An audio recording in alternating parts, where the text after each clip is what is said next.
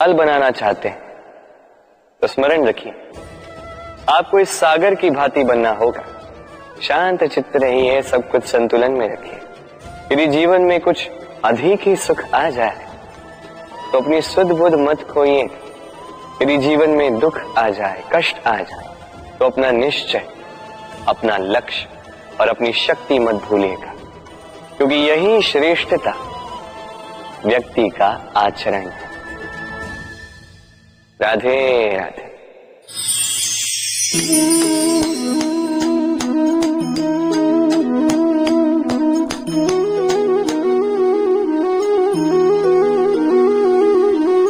आप सोच रहे होंगे कि मैं कर क्या रहा। मैंने सुना कि चट्टानों में जो है रत्न पाए जाते, वही ढूंढ रहा था। तो देखिए कैसी विचित्र बात है, हर चट्टान में रत्न नहीं पाए जाते, हर गज के मस्तक पर गजमुक्ता नहीं पाया जाता, हर वन में चंदन का वृक्ष नहीं पाया जाता। जीवन में ये जो श्रेष्ठ और महान वस्तुएं, इन्हें पाने के लिए कठिनाइयों का सामना करना ही पड़ता है।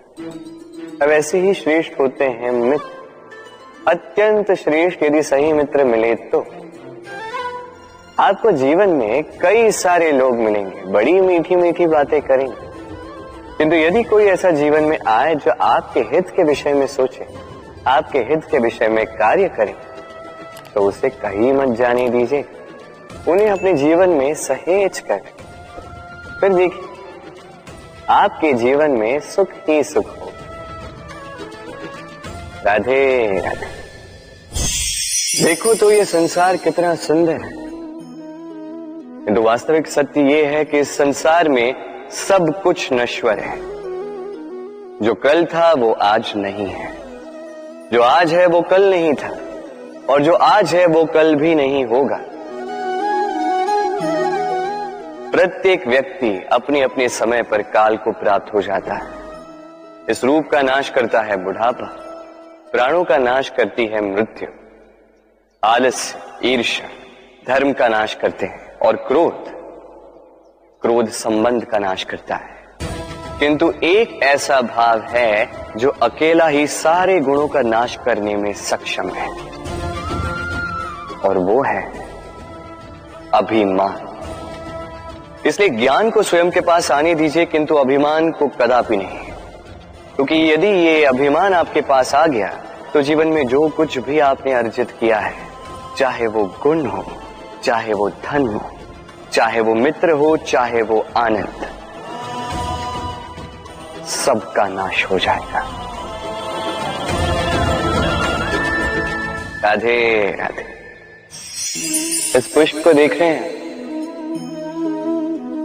कितना सुंदर खिला हुआ है ये पुष्प, और इसका कारण क्या है आप जानते हैं? ये पुष्प नहीं जानता कि कल इसके साथ क्या होने वाला, और ना ही ये पुष्प जानना चाहता है।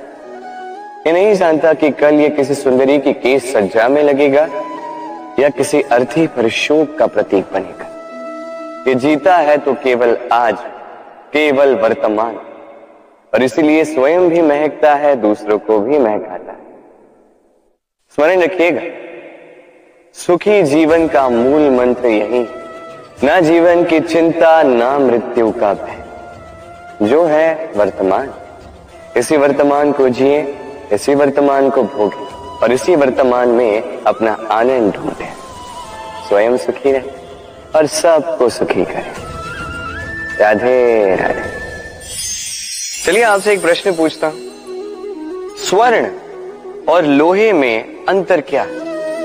अब अधिकतर लोगों का उत्तर यही होगा कि स्वर्ण बहुमूल्य है। स्वर्ण का मूल्य लोहे से कहीं अधिक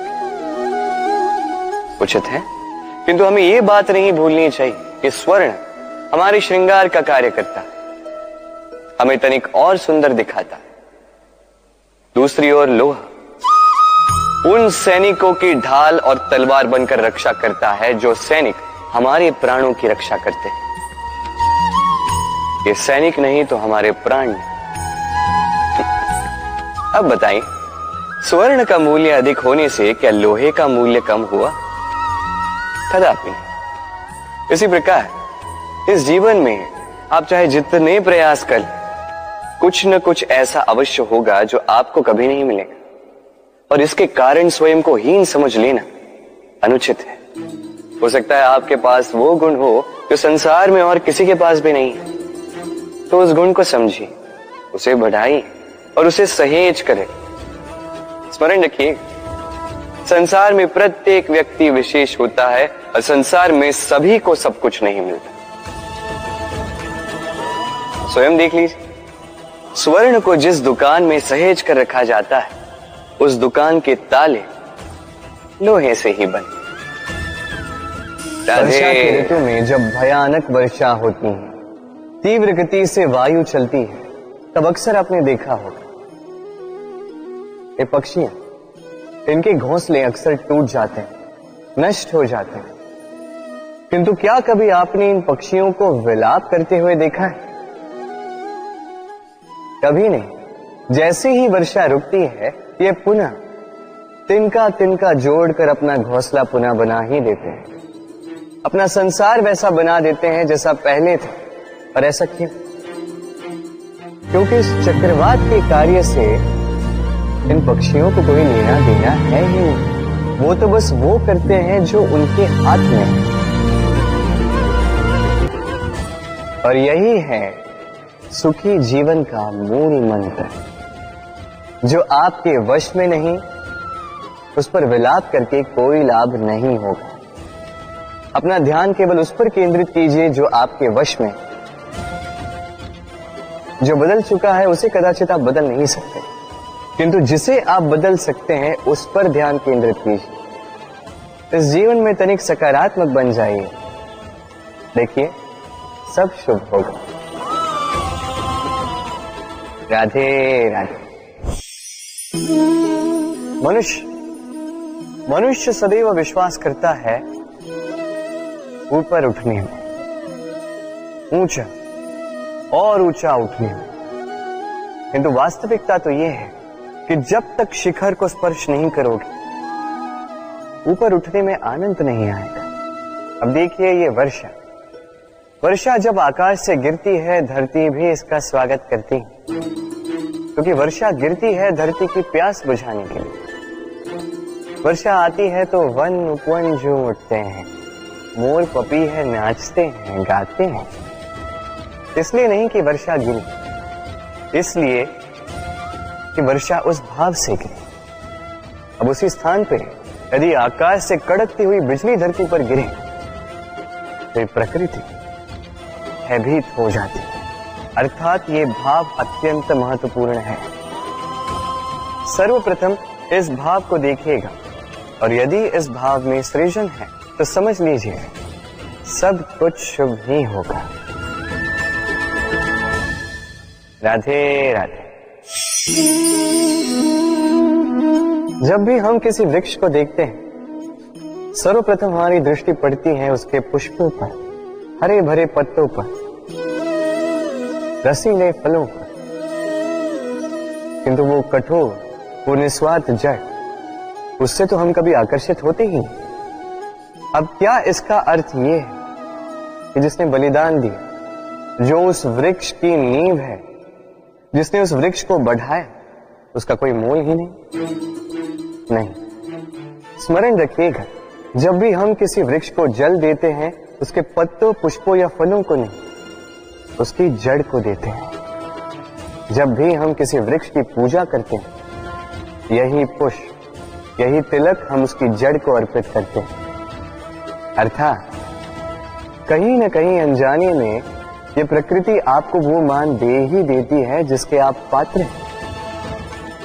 और इसीलिए तो मैं कहता हूं, तो कर्म किए जा, तू फल की चिंता ना कर, तुझे वो मान अवश्य मिलेगा जिसका तू पात्र है, बस विश्वास कर। राधे राधे।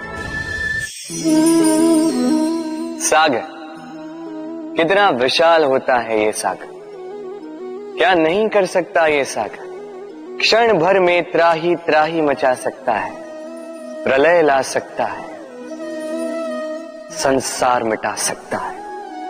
ये सागर जीवन ज्योति बुझा सकता है। यदि कुछ नहीं बुझा सकता तो एक प्यासे की प्यास। दूसरी ओर ये गागर इतनी छोटी कि गोपियां एक साथ 10-10 लेकर चल सकती हैं, किंतु यही छोटी गागर 20 की प्यास बुझा सकती है। अब बताइए, जल सागर में भी है और गागर में भी, फिर इतना अंतर क्यों? यहां पे अंतर है तो भाव के स्वभाव में। एक माटी में मीठा जल संजो कर रखती है तो दूसरा अपने खारे पानी से किसी को भी माटी में मिला सकता है। आप क्या बनना चाहेंगे? सागर का खारा पानी बनकर किसी की आस बुझाना चाहेंगे या मीठी गागर बनकर किसी की प्यास? इसी प्रकार के ज्ञान पाने के लिए हमारे चैनल को सब्सक्राइब कर लें और बेल आइकन को भी दबा दें कि सबसे पहले आपको वीडियो मिले। Thank you.